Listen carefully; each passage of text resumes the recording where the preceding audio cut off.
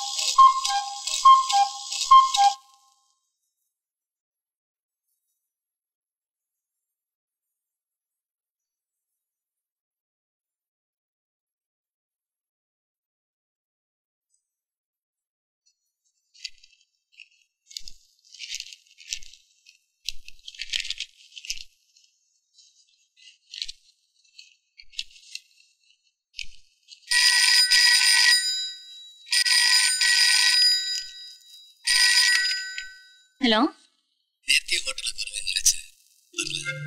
இப்போ ஒன்று கேட்டு பாரு. உடனே வருவேன்னு நினைக்கிறேன். Room number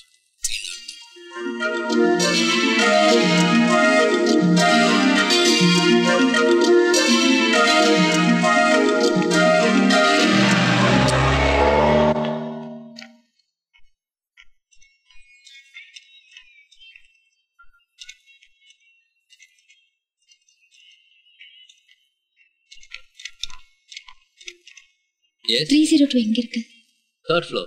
thank you.